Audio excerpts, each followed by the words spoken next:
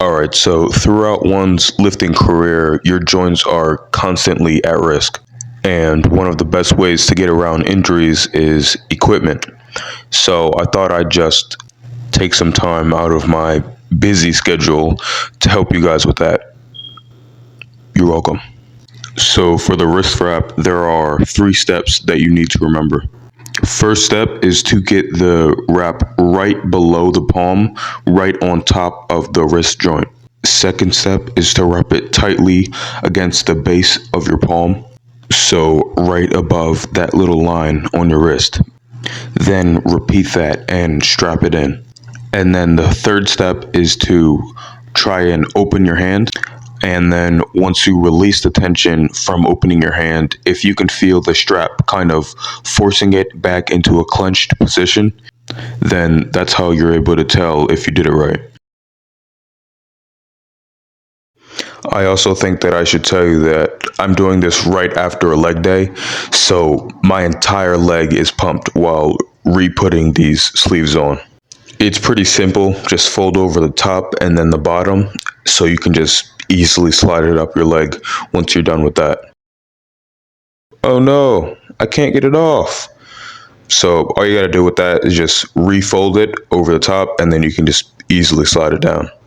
And that's it. Let's get in the squats.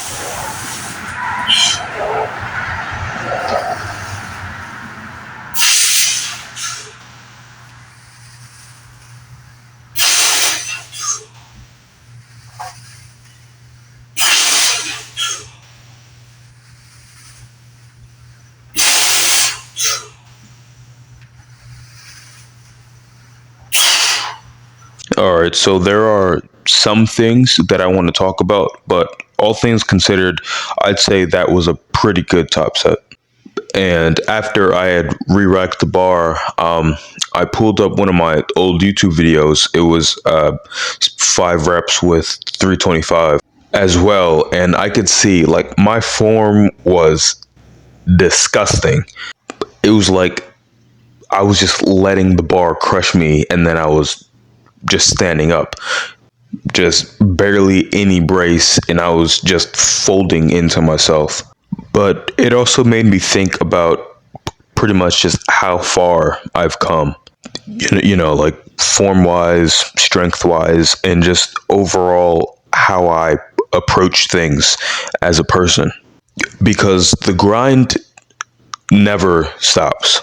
I'm always trying to get stronger and be better and just outperform myself from last week, that I kind of forget where I was last month.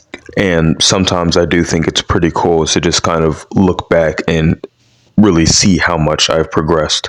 So there are pretty much only 2 things that I didn't like about my top set. The first one, and I think it's probably going to be a little bit bigger than the other one, is a little bit of kind of self-sabotage, because I've been really looking forward to this block because there's going to be a 5-rep PR at the end of it, and I'm really excited to see how it turns out.